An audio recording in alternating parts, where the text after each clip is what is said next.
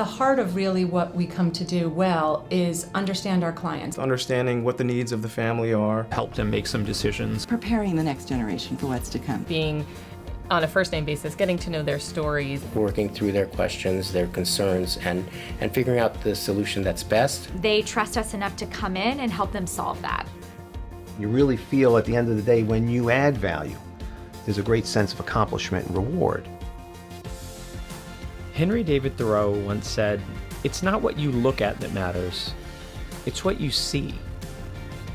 In managing wealth, there's an awful lot to look at. Taxes and trusts, family meetings and bonds, and everything in between. It's why we rely on those who know each of these fields so deeply that they can see where others are merely looking, who can focus on what's best for clients over generations. After all, that's what expertise is.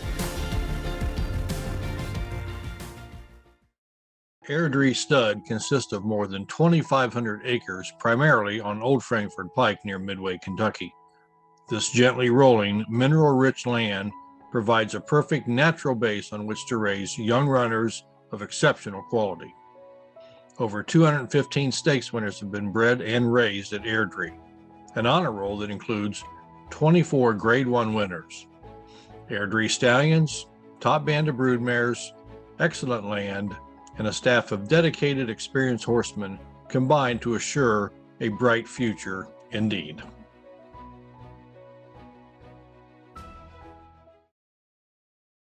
My name is Gary Falter with the Jockey Club. I'd like to welcome everyone back in 2022 for today's online panel. Now in 2021, we held the first series of online panels, and we averaged over 300 owner participants for each panel. And in fact, one topic last year attracted over 1,300 viewers. Today, we kick things off with the first panel in the 2022 online series of Zoom panels. Today's panel will give you important insights on accounting, legal, and insurance considerations. And please keep in mind, as the panel progresses, if you have questions for the panelists, use the Q&A button at the bottom of your Zoom screen. And at the end of the panel, we'll answer as many of your questions as time allows. The Owner Conference series is hosted by the Jockey Club and the Thoroughbred Owners and Breeders Association. I'd also like to recognize our sponsors, starting with the presenting sponsors, Bessemer Trust, Dean Dorton Equine, and Stoll Keenan Ogden. Also like to thank today's panel sponsors, Airdrie Stud and the Del Mar Turf Club. Our sincere thanks to all the sponsors for their continued support of thoroughbred ownership. We hope you enjoyed today's panel, and we'll return next month. We have a panel that talks about pedigrees and conformation. Today's moderator is racing analyst Carolyn Conley. Thank you, Carolyn, for being with us again today, and please take it from here. Thank you so much, Gary, and welcome to the 2022 Virtual Thoroughbred Owner Conference Series. I'm Carolyn Conley, and this is the first panel in a series of 6 panels that takes place this year. And our schedule is a little bit different from 2021. So be sure to visit ownerview.com each month for the date and time of each monthly panel. The panels will last about 50 minutes with Q&A at the end of each panel. And as the panel progresses, you can use the Q&A feature at the bottom, as Gary pointed out, of the screen. And you can use that in order to send us your questions that you may have regarding the topic we're covering. And we will try to get to as many questions as we can. So let's kick off the 2022 Virtual Thoroughbred Owner Conference Series with our first panel, Accounting, Legal, and Insurance Considerations. And I'd like to introduce our guests to you today, our speakers. And we'll start with attorney Sarah Reeves. She's a member of Stoll Keenan Ogden. She works with racetracks, equine industry organizations, and prominent thoroughbred owners and breeders on equine transactional matters, as well as business succession and tax and estate planning. And Sarah is a member of the Keeneland Advisory Board of Directors, as well as corporate secretary for Keeneland, the Breeders' Cup, and the NTRA. Devant Latham is our second panelist, and he's a bloodstock and equine insurance agent partner and general manager of Midway Thoroughbreds, which is a pinhooking partnership focusing on weanlings to yearlings. And Devant also forms racing partnerships, represents clients at public auction, and performs management of racing and breeding stock, as well as serving on the board of the Thoroughbred Charities of America. And finally, Jen Shaw is the CPA and Director of Tax Services, as well as the Equine Team Leader with Dean Dorton. She advises many high net worth clients, particularly in international tax matters, and is the former treasurer for the Thoroughbred Aftercare Alliance. And I'm Carolyn Conley. We know each other over the years from television. I spent 12 years hosting racing television, exercise, top horses, represented jockeys, and now just started Conley Bloodstock Limited, buying and selling horses at auction and privately. So a new venture happening. But let's start our panel today with Jen Shaw, and we'll start discussing some of the changes you need to know about in equine accounting. So Jen, in 2021, you talked about how the government stimulus programs could help businesses and individuals weather the effects of the pandemic. How have these programs affected tax returns? And do you expect additional stimulus programs in 2022? So what I would say is there's not much in the way of additional or continuing business specific stimulus programs in 2022, which is probably a good sign for the economy.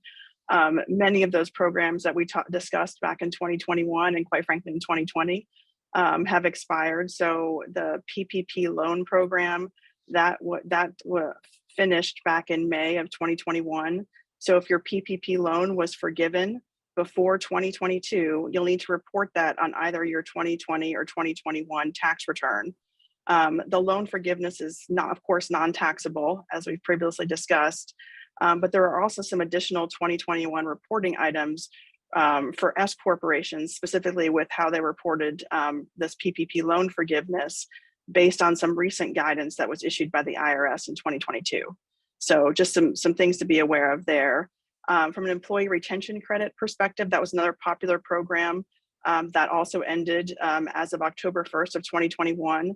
If you're continuing to have a delay in getting those payroll tax credits, you're not alone. It has taken the IRS, quite frankly, a long time to go through this mail. So even though that program is over, if you still may be waiting for your refunds. And in general, income tax returns took much longer during the pandemic. I think I read an article last month that there was millions of tax returns still unopened by the IRS. So I'm finally getting to see some of those amended returns that were filed as part of the CARES Act to carry back those net operating losses. I'm finally starting to see some of those refunds and overpayments be applied like we asked when we filed those returns, way back in 2020, quite frankly. So, and then the last thing, there was some deferral of employer-related payroll taxes. And so for those of you that deferred those employer-related payroll taxes, 50% of those were due by December 31st of 2021, with the remaining 50% due by December 31st of 2022. So just a reminder for those that took advantage of that payroll deferral program. Well, Jen, you mentioned some of the changes, and every year there are new tax changes, some which affect our thoroughbred industry. What else has changed in the past year, and can these changes impact how owners maintain accounting records? So I will say that while much has changed over the last few years, particularly with the pandemic and obviously the related stimulus programs that went along with it, we're really back to, for income tax purposes, what 2018 looked like right after the passage of the Tax Cuts and Jobs Act. We had lots of discussion last fall about proposed tax legislation that would have significantly changed certain income tax and estate tax planning items, but ultimately nothing was passed into law. So, so if I go back to what we did in 2018 pre-pandemic and right after the Tax Cuts and Jobs Acts, we're very similar. And so we still have continuing depreciation incentives. So we have the 100% bonus depreciation on qualifying asset purchases for 2021 and 2022. So most horse purchases qualify with a few key exceptions, but assets like equipment, computers, land improvements, fencing, and barns also qualify. And then after 2022, this 100% bonus depreciation has decreased by 20% each year. And then yearlings also qualify for 3-year depreciation in 2021 under current law, but revert back to 7-year depreciation in 2022. The cost of business meals from restaurants and probably including racetracks and sales is 100% deductible for 2021 and 2022. It used to be 50%. And part of this was to encourage people to go and help support that industry. So we've got a temporary benefit here for federal purposes. Cash that you donate to a public operating charity or that you donated to a public operating charity in 2021 may offset 100% of your adjusted gross income. And that limitation goes back to 60% in 2022. And then for profitable businesses operated by individuals, there may be a 20% deduction available for horse ventures. On the flip side, there's some pesky excess business loss limitations that return for 2021. And they're applicable through 2021 through 2026 for individuals, trusts, and estates. And so if my net business losses, and this would be in total, not just for my horse activities, but if they exceed 262,000, or if you file a joint return for if you're married, 524,000 in 2021, then the excess business loss rolls forward into 2022 as a net operating loss and is maybe used to offset future income subject to the normal net operating loss carry forward rules. So a key change in this calculation for 2021 versus what we saw originally in 2020 or 2018 is that W-2 wage income is no longer part of this calculation. So again, this is, I talked a little bit about the positives. We've got some limitations as well. And there's some additional reporting requirements related to foreign tax credits in a partnership context, even if the partnership has if it has only US source activity. And there are some new basis reporting forms for S corporation shareholders who meet certain criteria. So I will mention that these items that I just discussed are for federal income tax purposes only. Each state varies, so you'll need to check with your state to determine if there are significant tax updates. And I will give the heads up that many states, including key racing and breeding states for horse owners, have not adopted the more favorable provisions like the 100% bonus depreciations, with some key exceptions. Which states was that, Jen? So most states have not elected to participate in the 100% bonus depreciation. States like California, New York, Kentucky have not adopted it. Louisiana is a state that has adopted the 100%. They follow federal. So Okay. It's really on a state-by-state basis. You have to check with your individual state. Thank you. So also explain the IRS rules to operate your horse ownership as a business instead of a hobby. Yeah, and I'll mention that for income tax purposes, hobby is a dirty word. It's sort of a heads I win, tails you lose scenario for the IRS. And I will say that the hobby loss rules only apply to individuals and the related flow-through entities like partnerships or S corporations. They are not applicable to C corporations. But if your horse operations are deemed to be a hobby, then you have to include all of the gross income and you're not able to deduct any of the related expenses.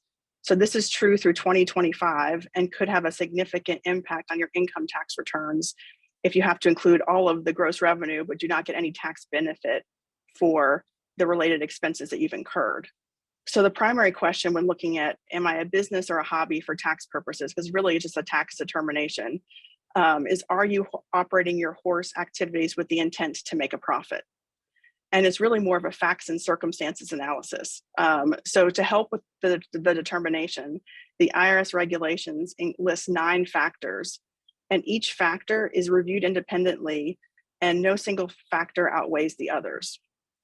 So the factors in general focus on the manner in which you conduct your activities, the expertise of you and advisors, the amount of time that's spent on the activity, the history of income or losses generated by the activity, elements of recreation, reliance on the income that's generated from the activity, and the expectation that assets used in that activity will increase in value.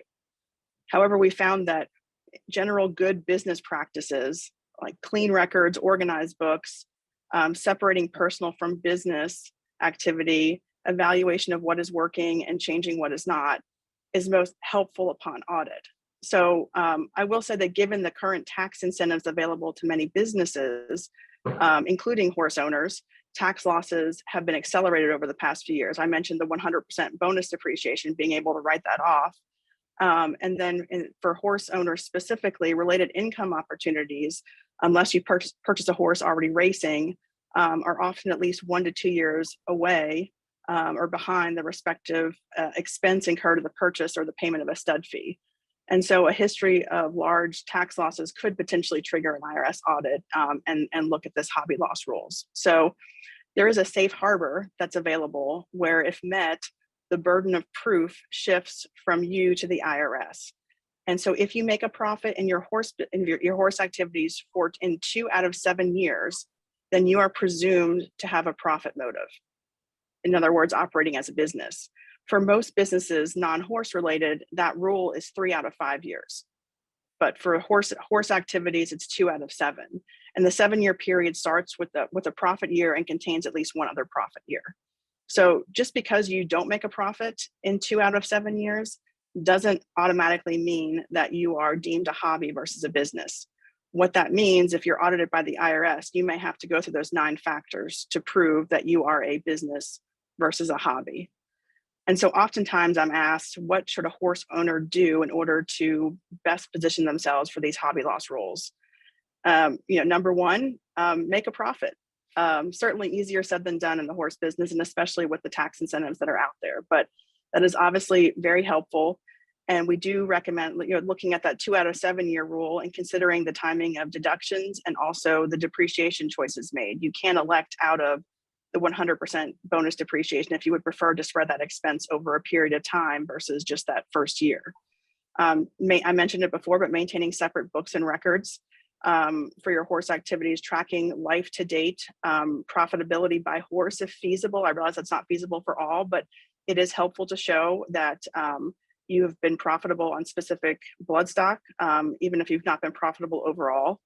Looking at consider a third-party appraisal. It's from time to time to evaluate if you have significant appreciated unrealized bloodstock economic gain that you haven't recognized yet. Consult with industry experts. Follow their advice. Follow their advice or document why give the business reason why you're not doing so. And then I know budgeting is not our favorite topic, and it can be difficult to budget, especially on the income side. But consider doing some type of budget or annual cash projection, as you're looking at your planned horse operations. It certainly helps from a cash flow perspective, and it helps you determine your break-even point.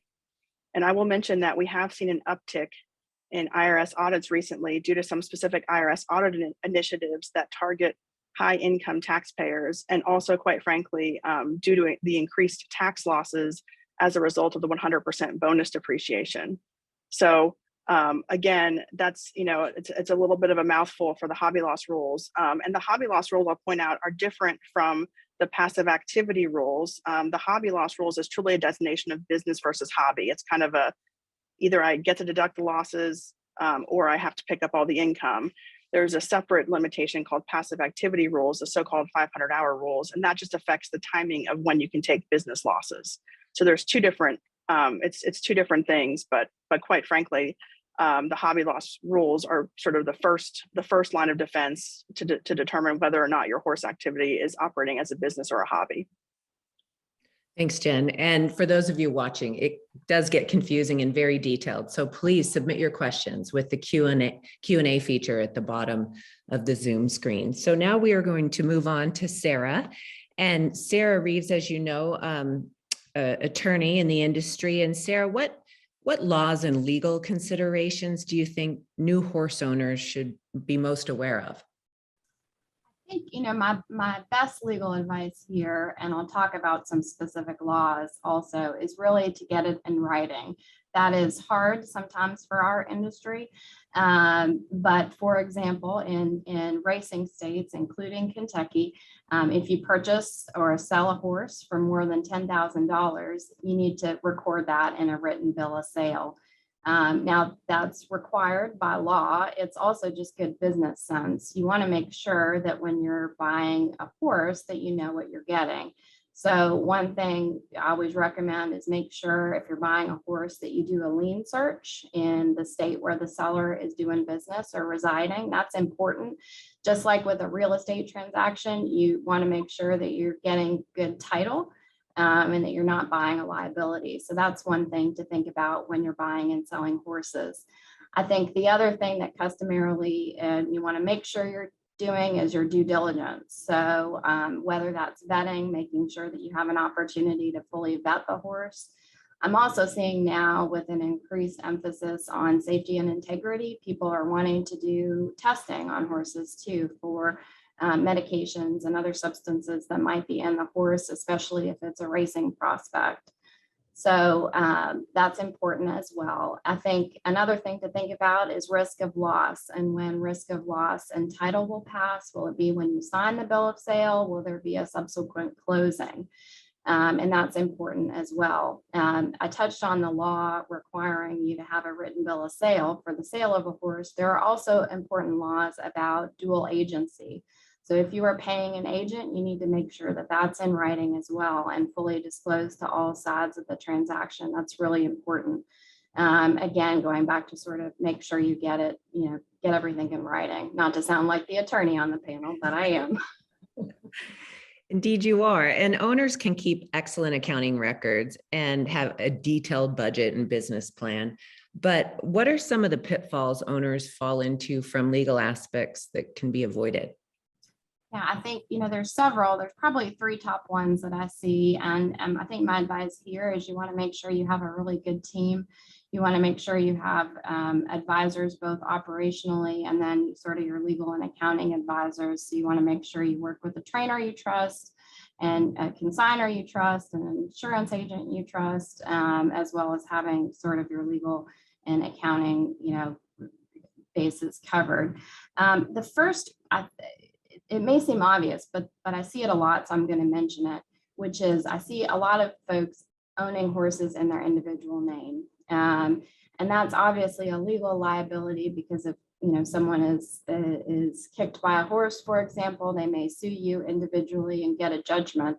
And then they can try to collect on that judgment by trying to attach to your home and all of your individual assets. One way to avoid that is to own your horses in either a limited liability company or other sort of corporation with some limited liability protections, or maybe multiple companies. And so that's one thing that I always recommend that people consider and is important. I think the second thing is not getting your insurance and your licensing set up at the front end. I'm going to defer to Devont on insurance, and he'll talk about that a little bit later. But for licensing, if you're going to be racing horses, and you all may know this, you've got to be licensed in every jurisdiction. The National Racing Compact has made that a lot easier and more streamlined. So you can get set up through them. And then if you say want to race in a state that you're not licensed, it's a pretty quick phone call to get updated so that you'll be able to be licensed. That's important because the penalties can be pretty severe. Disqualification, loss of purses, just public embarrassment. You want to make sure that your licensing is correct. And that's very, very important. I think the third area I see people stumble is with respect to co-ownerships and partnerships. And again, we're oftentimes a trusting business, and you say, I've known so-and-so for 20 years, we get along great, we're going to go buy a horse at the sale. And that obviously, while that can be great, it's great until it's not great. And oftentimes people call me once it's too late. And so my advice to new owners is to make sure that you get set up on the front end with either a good co-ownership agreement or an operating agreement, some sort of governing document where you agree with your partners as to what the rules of play are going to be. For example, you want to make sure who's going to be in control. If it's a horse in training, who's going to talk on behalf of the partnership to the trainer and make decisions from a day-to-day perspective. Who gets the stuff if you win trophies? Who's going to get trophies? Are you going to get, oftentimes getting duplicates is expensive. In whose silks is the horse going to run? Just a few considerations. I think you also want to think about, what are my obligations? How often am I going to have to put in capital? Jen will help you budget, and obviously it's good to know, what your budget is, but you also want to make sure that in the document that you know what your obligations are and what happens if you can't make a capital contribution. Will you be diluted? What's going to happen? And then finally, I touched on this earlier, but especially in 50-50 partnerships, you often have to figure out a good exit strategy. What happens if you disagree, if you have deadlock? What are you going to do? Can you find someone who's going to make it sort of break the deadlock? Are you going to sell and try to liquidate? There's lots of options there. But again, getting it in writing on the front end is going to save you a lot of heartache. Hopefully you don't have to deal with it, but if you do, you've got a good document. Sarah, so interesting. I hadn't even thought about it's the trophy, which needs to be in writing probably as well. Yes. We'll talk to Devant in a minute about equine insurance. You mentioned it briefly, but from a legal perspective, are there legal considerations for owners to know when it comes to insuring their horses and submitting an insurance claim if something goes wrong? Yeah, and I think that's an important, equine insurance is so important and highly specialized. So Devant's going to talk a lot about that. I think from a legal perspective, for me, insurance is a great way to hedge your bets, so to speak. Whether, depending on your operations, you're going to obviously want to talk to your insurance agent like Devant and get some good advice about, what do I need? What kind of insurance do I need? How much? In order to have that peace of mind, because I think we all know horses are fragile creatures. They change from day to day, from hour to hour sometimes. And so you want to make sure that you're comfortable with the amount of risk that you're taking on. I think when it comes to, other legal considerations, I always recommend that people periodically review and update their insurance coverages with their insurance agent to make sure, as the businesses change and your operations change, that what you have is still adequate. Make sure you do your homework. Make sure that you're, who you're buying insurance through, that they're licensed through the state. They should be. And you also want to check out their consumer satisfaction survey, which is usually AM Best or something like that. And then I think you'd also asked Carolyn about what to do, if there's how to, I think you want to make sure that you're always communicating with your agent. So if your horse falls ill and you have to call the vet, your next call should be to the insurance agent, and make sure you have that clear communication with them and that you're following everything in the policy that would be required of you as the insured party. Sarah, racing syndicates and racing clubs are a very popular form of ownership these days. Are there any legal issues that syndicate or club members should be aware of? Yeah, that we could probably talk about that for an hour in and of itself. So I'll just touch at a very high level. I think racing clubs and syndicates are wonderful for the industry. I think they're exciting because they get people who may be new to the industry and may not be able to invest, hundreds of thousands of dollars in a horse in at sort of a lower level. It gets people engaged and excited, and they can learn about the industry. And so I think that's exciting. I think what you need to consider from a legal perspective is there are federal and state laws that govern securities. And securities, it gets quite complicated, but basically a security has 4 elements. It's an investment, and it's an investment with other owners. And it's an investment that basically depends on the efforts of a third-party promoter to make a profit. And so the case law looks generally at basically weighing whether or not the efforts, the expectation of profit is due to the efforts of that third party, or whether there's sufficient control among the membership in order to sort of allow the investment to not be a security. And the rule generally is, if it is a security, it needs to be registered both at the federal and oftentimes at the state level, or you have to find an exemption. So going back to another piece of advice I've hammered on today, which is make sure you have good advisors. You want your accountants, your lawyers to be reviewing any documents, whether if the investment is not a security, you'll still have an operating agreement that should do all the things that we've talked about before. and make sure you understand the control mechanisms that you'll have as a member. And then if it is intended to be a security, you'll be reviewing a much longer document, a private placement memorandum or other offering document that will go through in exhaustive detail the business plan. It will have pro forma and financial information, talk about all the risks of your investment. And again, you just want to make sure that you're talking to the right advisors and getting good advice. One thing about owners and trainers, it seems they rarely ever have a written contract in place when an owner selects a trainer. Is it wise to have such a contract? Well, here you're making me thread the needle here, because as a lawyer, I always want you to have a contract, but as an equine attorney, I know that no one has an owner and a trainer written contract. I think we all know that. So, and I think there are probably some good reasons why that has developed. That's sort of always been the custom. I think it stems probably from the fact that owners they pick a trainer they trust, and that they trust will do what's right for the horse. And then I think also trainers understand that an owner can go to another trainer. And so there's usually a good rapport and communication going back and forth between the owners. So if the owner has a question or a concern or is unhappy about something, usually they get their questions answered. I'm going to give a caveat, but I still think you should have a written agreement. And I've got some reasons why. I'm not sure I'm going to change the tide of the custom in the industry, but I'll do my best. I think one reason is, it's important, especially for new owners, to understand what you're paying for. So if you have a written agreement, you're going to set forth, what is the trainer's day rate? Is it $70? Is it $250? What are they doing for that rate? What's included? How much do you have to pay for extra hay? I mean, there's a lot of things that you want to at least ask, and preferably have in a written agreement.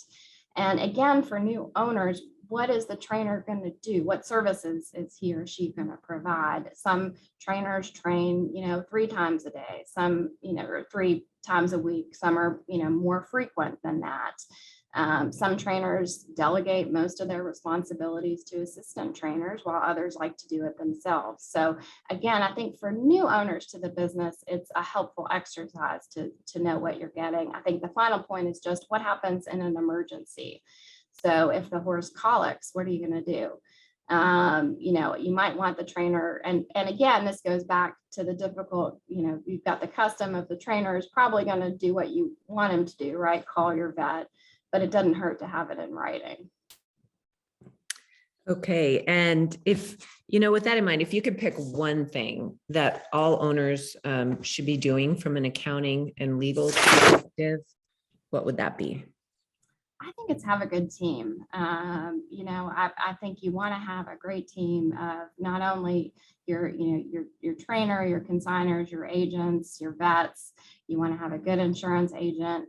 You want to have a good accountant, and you do want to have a good lawyer because and you want to listen to them too. I mean, it's not enough just to have a good team. You have to actually call them and talk to them and listen to their advice. I think that's my best advice for everyone.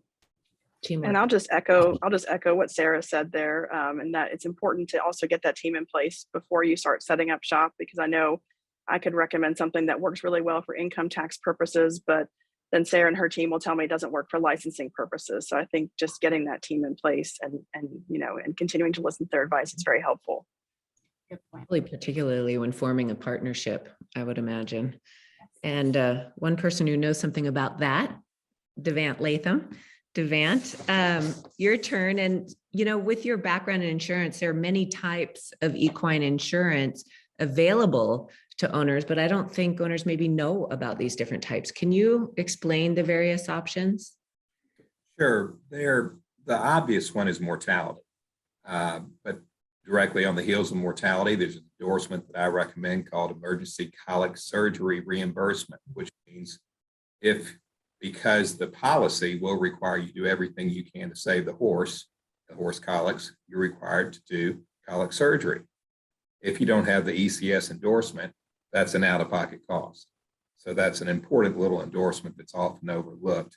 Then you also get into the fertility coverages, prospective foal, accident, sickness, and disease on stallions, first year infertility on stallions. You can convert a no guarantee season to a stand-in nurse season equivalent via insurance. So there are a world of products, or not a world, but a number of products, but we all start with mortality. Very good. So as a racehorse owner, then what type of insurance is available to protect my investment? Again, mortality, and I would also include the ECS endorsement once again. And then there's another insurance that is very, very important for racehorse owners, and that is liability. And your standard general liability policy excludes activities or participation in professional sports. That's what racing is. The HPPA has come up with a program, the HPPA liability program. It's very inexpensive. It's $90 per horse per year, $180 minimum premium. It gives you a $1 million general liability limit. And it's a very critical coverage that is often overlooked. And it applies for anyone who has horses on a breeding farm as well.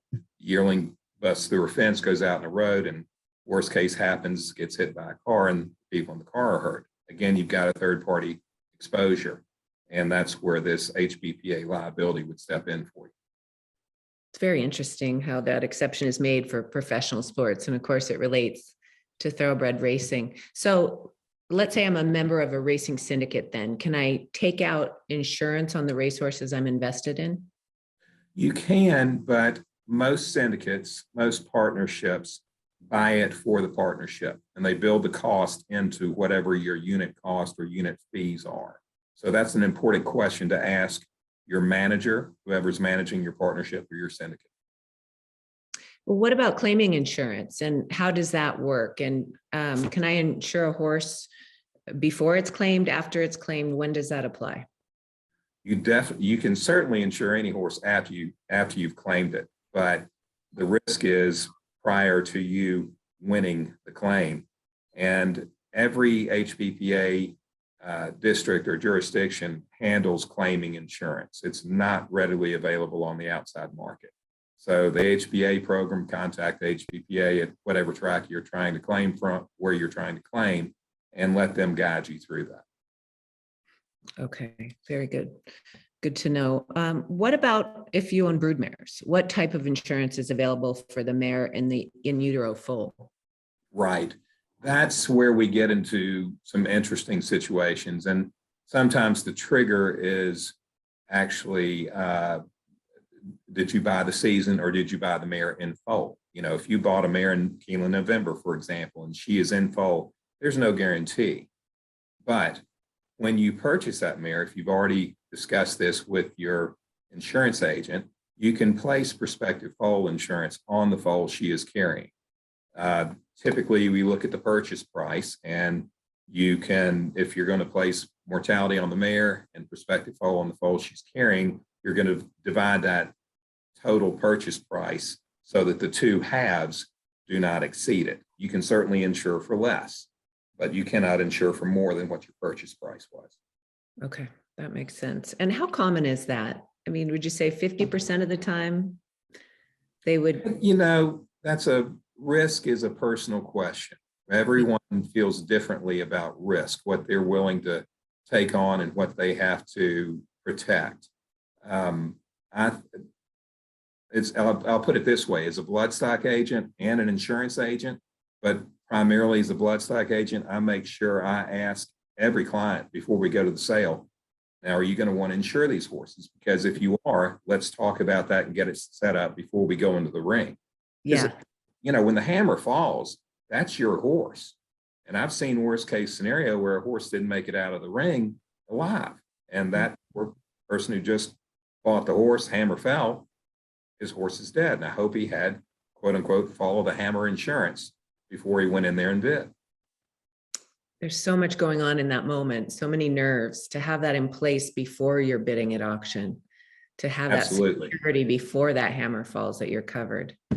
That's absolutely very important. And again, it's one of those things that's easy to overlook in your excitement of discussing with your agent, oh, I love this page, but I know she's got a crooked left front, but she got the half sister who did this.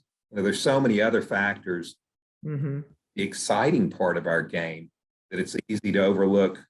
I don't want to call it the boring, but yeah, the boring, the insurance side. Got to get it in place ahead of time. All right. And we talked about the liability insurance with the HBPA. They're really performing a big service for horsemen, aren't they? They are. It's critical. And I think Sarah alluded to a situation where someone gets kicked by someone else's horse. That's a third-party liability exposure. Mm-hmm. And where the HBPA liability policy will protect you. That's great. All right. So we're going to kind of go to a roundtable at this point. And our first question is this: what, in your experience, is the annual cost to maintain a horse in training? Sarah, let's start with you. This is sort of a tricky question too, because it really does depend on the horse and the trainer, the trainer's rate. The other panelists may have a different idea, but generally I sort of estimate between 20 and 40,000 a year for a horse. It probably can be, cheaper than that or more expensive, but sort of that's a general ballpark. How about you, Jen? We typically see in the range of 45 to 60 per horse, 45,000 to 60 for race horses in training. And it really depends on the trainer used, the amount of travel involved, where the horse is competing, the circuit in which, where the horse is training. So different states have different rates. And so we see it very widely, but lately it's been over the past year or so, 2 years, about 45 to 60,000 per year. Inflation. Yes, indeed. And Devant, you pinhook weanlings to yearlings, so it's not an issue as much there. But with your racing partnerships, what are you estimating the annual cost? We build in 40,000. We're racing in Kentucky. If you're in California, if you're racing in New York, it costs more. And again, just what Jen said, if you've got a stakes horse and you're shipping out of to different jurisdictions, that's an additional cost. And it's easy to ramp that up to 60 if you've got a good horse, which you wouldn't mind paying it if you got a stakes horse and you're flying him to stakes in California and New York. But still, I would say 40 is about your base until you drop down into lesser purses, lesser level tracks and things of that nature. Sure. And if you're out in California, you're on an island. So if you're flying to New York with your horse, it's going to cost you. Second question, based on purses available, what's the chances of turning a profit or at least breaking even? And I'm reading Robert Sangster's book, and if he spent 13 million on one yearling in the 80s and the purse money was a third of that in England. So there would be no chance of making a profit in that particular case. But what's the reality right now, Jen? Yeah, I would just caution everyone and just a general reminder, it's a very risky business. So if you look at the average 2021 purse per starter, according to the Jockey Club, it's about 28,000. So we said, 40,000 versus 28,000. So the averages don't work out there if you're using those. So it's a bit of an uphill climb sometimes, but so I always say, I want people to come in worst case scenario, knowing that your investment may not be recoverable. And racing is considered probably one of the riskiest areas of our industry from a financial perspective. So certainly possible to generate financial success via successful filly or colt at the racetrack via net purse earnings. Like Devant said, maybe getting that, you're okay to pay that 60,000 if you've got a stakes winner that is doing well. If you've got the sale of the successful colt as a stallion prospect, I mean, obviously we all want, that would be great for, that's sort of what we call the home run, doing what, pin hooking, the weanling to yearling or yearling to 2-year-old, or even on the breeding side of, pin hooking is can be a short-term way to perhaps generate net profits. And then conversion of a well-pedigreed filly, whether she's successful or not at the track, into a broodmare at the end of her racing career, and to produce high quality foals to either sell or retain for race, or again a successful stallion over time. Certainly ways to generate profits. And this is a little bit different than other businesses in that certain aspects of the horse business we can't control. So we can produce a well pedigreed foal, but we can't necessarily control their competitive spirit. So, it's a little bit of a difference here than certain other business or other industries. Mm-hmm. Yeah, reading their spirit when you're buying them at auction. That's an interesting avenue of the whole business. Sarah, what do you think the chances are of turning a profit? I'm going to give you a lawyer answer and decline to give a sort of a percentage. I will say, I think Jen touched on this, and I think the more diversification you can bring to your business, the better, right? The more, because I think then you can sort of hedge your bets. If you can sort of try to have, more different types of horses, if you're doing breeding and racing, I think the more you diversify, probably generally the better. But I agree with Jen, it's an extremely risky business. And you just want to be aware of that when you go into it, but it's also rewarding, extremely rewarding. Well, Devant, I recall that you purchased a horse at auction for $35,000 and made over $1 million. Isn't that right? Oh, I didn't, but my clients did. Oh, And I was happily receiving my 5% commission on the $35,000 purchase price. There you go. I think one of the things, going back to your previous question, I see breeding and pin hooking as businesses, true businesses.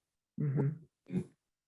Is not a business. It's a sport, unless you approach it as Sangster did and some of the WinStar partnership groups are doing, where they're not just buying a racehorse, they're buying a potential stallion. So that's when spending $13 million for a horse that's by Northern Dancer out of this wonderful mare and is a half to a Grade 1 winner can pay off. Because if that horse if he's a horse, then he's syndicated for 30, 50 million, something crazy like that. So I think, but for the rest of us, you can consider breeding and pin hooking to be businesses and racing to be a sport. And there's a big difference there. So if you're able to do your sport, have a great time and break even, that's a win right there. And a lot about if you're racing, where am I going to be able to make money? It depends on where you're racing. What's the purse structure there? Right now, the Kentucky purse structure is so good. And particularly if you're breeding, the Breeders' Awards are significant. So Kentucky is it's a good state to consider right now if you're in any facet of the game. It is indeed. And you're seeing a lot of horsemen move to Kentucky for just that reason, to balance out the cost of living with the purses. So it's a balancing act. Well, final question before we move on to Q&A from the audience. And that is, what do you consider the most important thing in becoming and staying a successful thoroughbred owner? Devant, you first this time. I think Sarah said it all when she was talking about what's important. Good advisors, select your advisors, do your homework. Don't just hire this guy because somebody told you about him at a cocktail party. Get references and listen to them. You have to get a plan, stay with the plan, see it through. Now, I'm not saying there's not going to be the occasional, we have to be nimble. This is not in our plan, I know, but this is a great opportunity. Grasp that. But if you can stay with your plan and not, for example, buy a mare because she's a half to this significant stallion by this stallion, and you're going to breed her to this stallion to get a 3/4 in blood, and all of a sudden you say, oh no, we're going to change our minds. Well, you've ruined the whole premise of why that mare was valuable to you and why her offspring would be valuable to anyone else. So develop a plan, stay with your plan, and do your background checks on your advisors. It's amazing to me the people that come into this business who have obviously been successful in their other life, and that they walk in here and they don't do the background checks or the references that they would look for in their personal business world. Absolutely. And Sarah, he mentioned you. Can you expand on that? Well, I think he said it very well, Devant. I think I would just add to that really, you touched on it at the end of your comments, that so often we see people in the horse industry, they have such a passion for the industry that they sometimes forget forget all reason. So I think my buzzword is have informed passion. It's great to have passion. We want people to be in this industry that are excited to be here. But like Devon said, you want to make sure you're doing your homework and you're getting those good advisors. So that's all I would add. Absolutely. And how about you, Jen? Well, I would just take what the two have just said, what Devon and Sarah have just said, and just agree. It's sort of the same thing. Bring your passion, but don't forget what made you successful in your other business ventures. If you want to run your horse operations like a business, apply those good techniques, of how you were successful elsewhere to your horse operations, and exactly what Devon and Sarah have already said. But we certainly appreciate the enthusiasm. It's a very fun industry. It's much more exciting. I get to do this every day. I get to go out and see the horses work, and get to go with our owners and to the various tracks and to the various sales. And it's a very exciting sport and industry.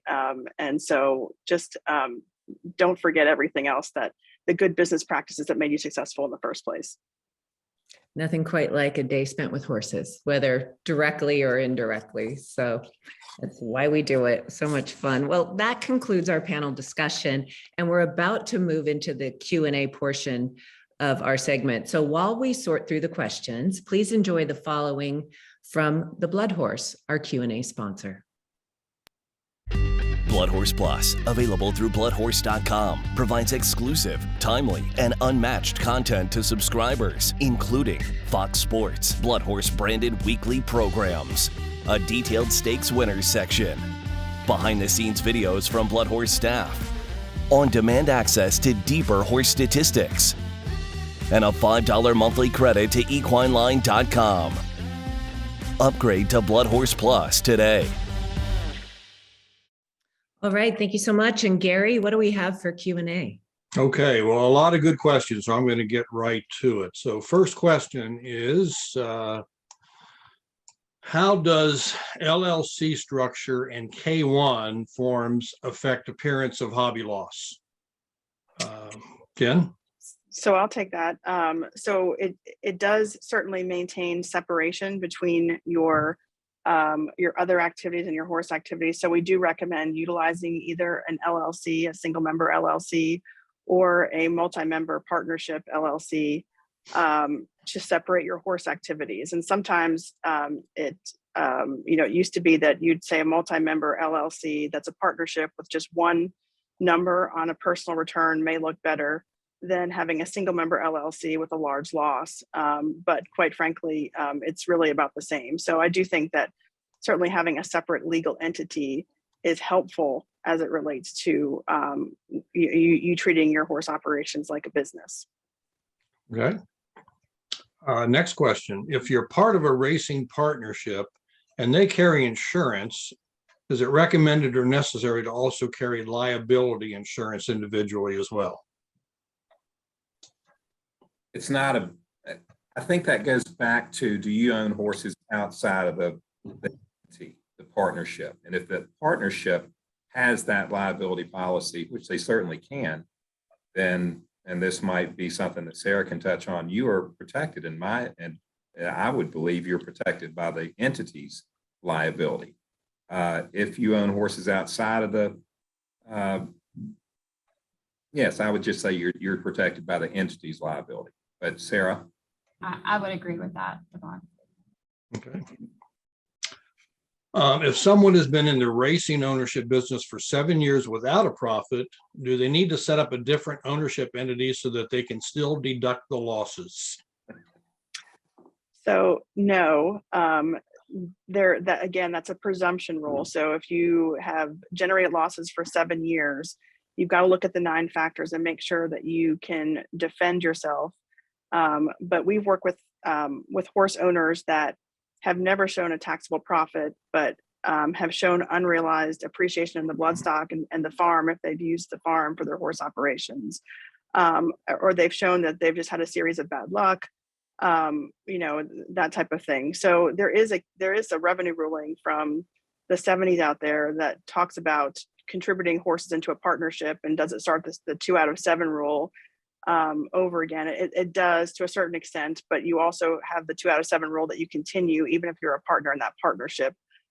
So it really doesn't necessarily work. So I tell people to more focus on looking at the 9 factors and making sure that they are running their horse operations as a business if that's what they intend to do. Some people don't. Some people would just say I want to run it as a hobby and they don't really care about the tax benefits. But you know, that I don't really know a lot of thoroughbred owners that are like that. So in any case, what I would say in short is you just because you haven't hit that 2 out of 7 rule doesn't mean you can't automatically stop deducting those losses. You got to take a look at what you're doing and make sure that you feel good about those 9 factors as you move forward.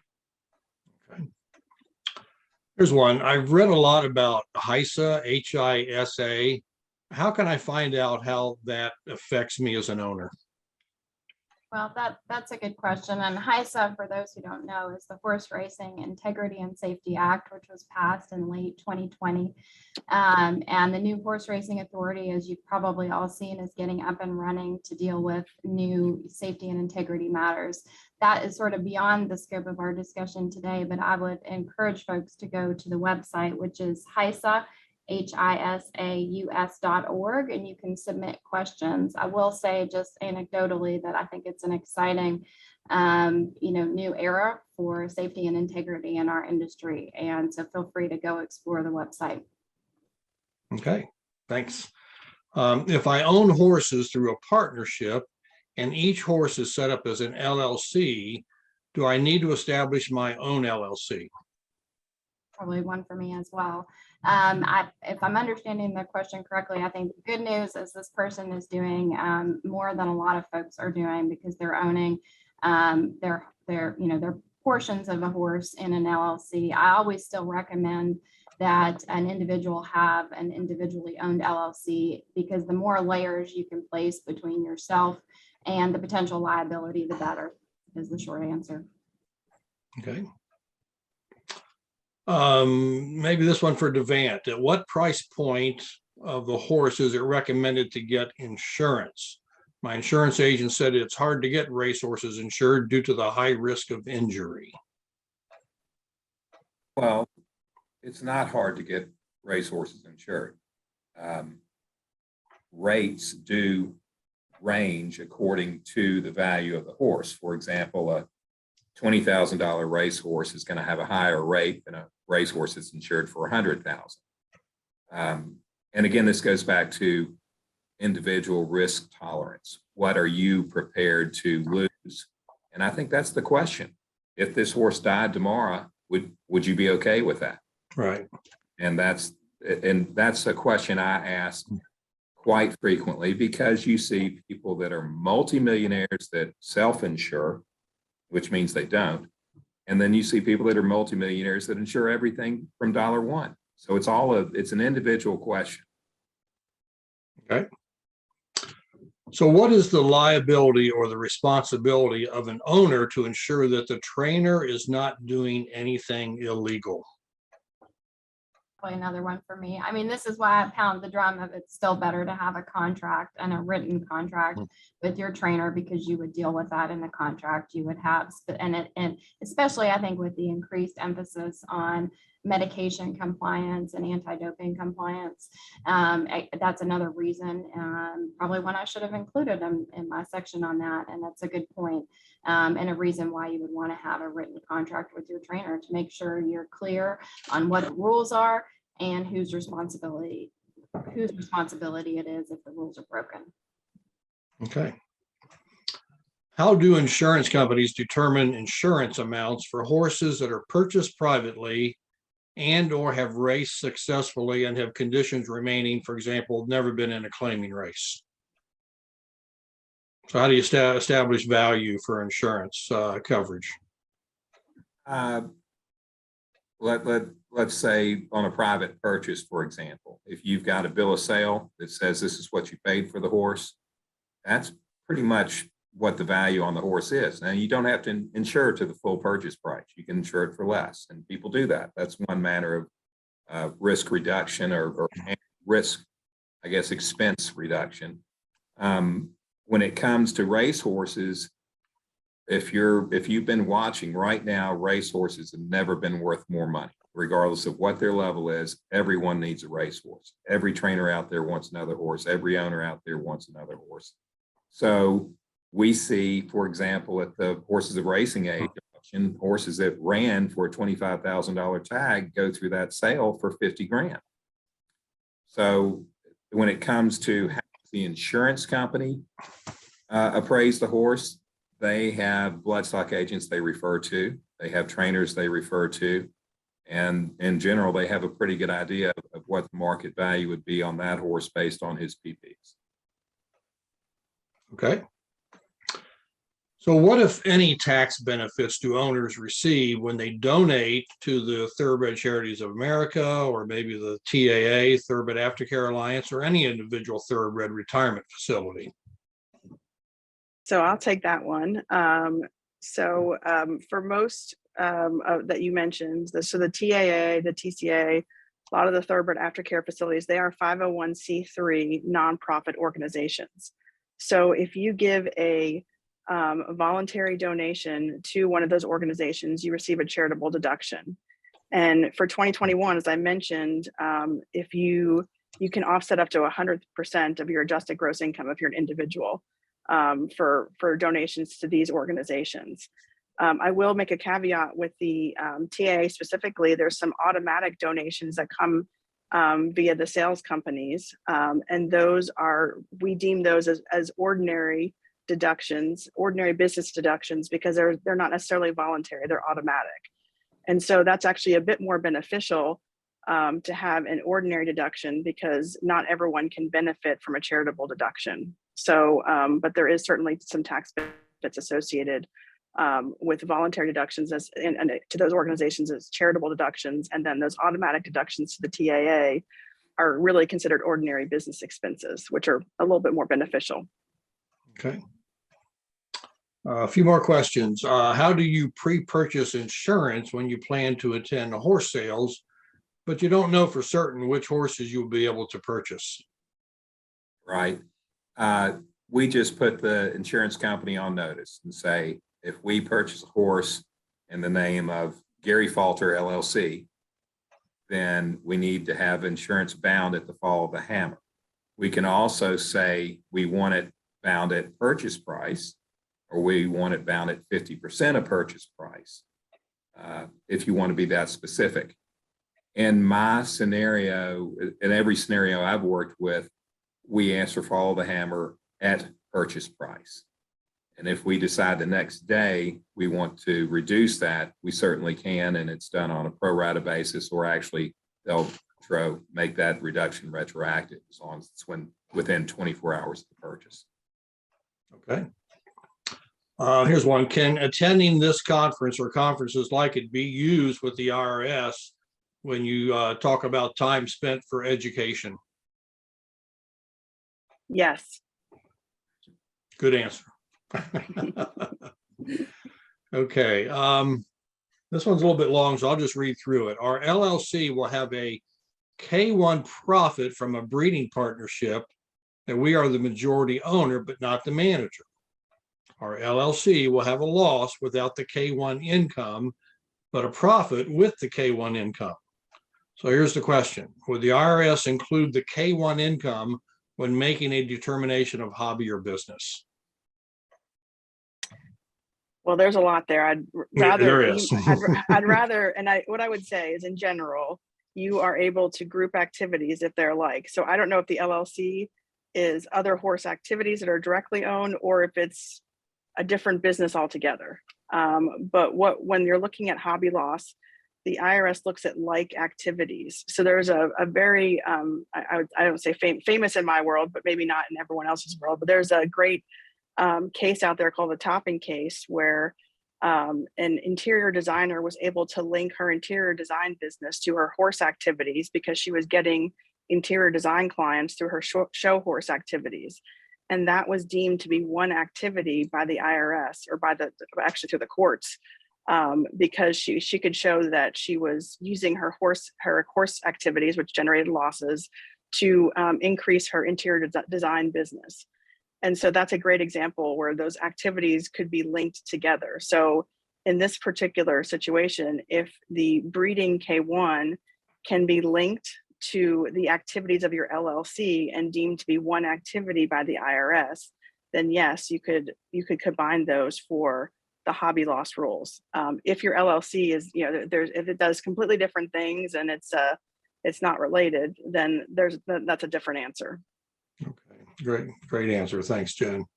Here's one. Are certain states more favorable for forming racing partnerships over others? Favorable, I know from liability protection or for income taxes. I'll answer on the income tax side. It really depends on where you're racing the horses or where you're located. I think Delaware is is known as a place that's tax friendly, income tax friendly. If you don't necessarily have to file there if you organize in Delaware and you have no racing or horse activities in Delaware. But I would also say that sometimes, if you're going to be operating in California anyway, there's not necessarily a reason to have a non-California LLC. Same goes for Kentucky. But I would say it's very specific, and we do look at it, each individual client on a case-by-case basis. And so my answer is purely from an income tax and minimum tax perspective. Sarah probably has some from a liability protection perspective. I agree with you, Jen. I mean, I think it is an individual case by case because you need to look at where the operations are going to be and what the actual activities are going to be. I will say, just from a general perspective, Delaware has its chancery court and it's sort of known for being very pro-business. And so from that perspective, depending again on what liabilities you're trying to hedge against, there may be circumstances where you want to go to Delaware, but it is more expensive. So if you've got a small operation here in Kentucky, and there's no sort of income tax reason to do it elsewhere, I usually recommend that people form here in Kentucky. Again, it's pretty fact specific though. Okay. Jen and I usually talk about that, right? So this next question, I think we covered this topic, but it's probably worth one more stab at it. So for the newcomer, has a low chance of profit, have cost along with a huge learning curve. It's very intimidating. What's the best advice that you can give to get started? I would say surround yourself with good advisors who are knowledgeable about the industry. I would say try a partnership. Learn through the partnership before you go on your own. Yeah, I agree. I think start small. Don't start a big operation. Start small. All good. Okay. And the last submission here, it's not a question, it's a statement. I have to go to another meeting, but this was great. Thank you very much. All right. So that wraps up the Q&A. A couple points I'd like to make. We are still holding an in-person owner conference this year in Saratoga. So if you have a desire to attend the in-person conference, go to ownerview.com. You can find the schedule and all the details about that. And plus our friends at Toba, they're going to have a pedigree and confirmation clinic in Ocala at the Ocala Breeder Sales on March 12th and the 13th. Registration is still open until the end of the week. And you'll learn about insights on pedigree and confirmation evaluation from industry professionals. And you'll be able to observe some of the confirmation evaluations on the sales ground and under tack breezes. So meals, materials, Toba gift bag, it's all included with your registration. So visit toba.org for more information and to register. And just like to thank our panelists, appreciate all the insight, your time. Carolyn for moderating the panel. My apologies to our guests for the hiccup in the beginning with the link. I'm glad we got that back out to you. And as always, this will be recorded for viewing the entire panel later on this week or at any time you'd like to. So thanks, everyone. I'm going to sign off, and Carolyn, you can wrap things up. All right. Thank you so much, Gary. And again, thank you to all you panelists for your time and insight. And thanks to our panel sponsors today, Airdrie Stud and Del Mar. And most of all, thanks to our owners. Without you, we wouldn't have the sport we have today or the industry. Your investments are profound and we appreciate it. Also, we greatly appreciate that you took the time to join us today. And next month's panel, similar to what you'll find at that Toba seminar in Ocala, talks about pedigrees and conformation, and it's high time to get involved in that. It's just a never-ending bit of fun to explore the pedigrees and learn the conformation. Next month's panel is April 5th. And again, pedigrees and conformation next time. How do both affect your decisions in purchasing a racehorse? So until then, be safe and enjoy the lead up to the Kentucky Derby.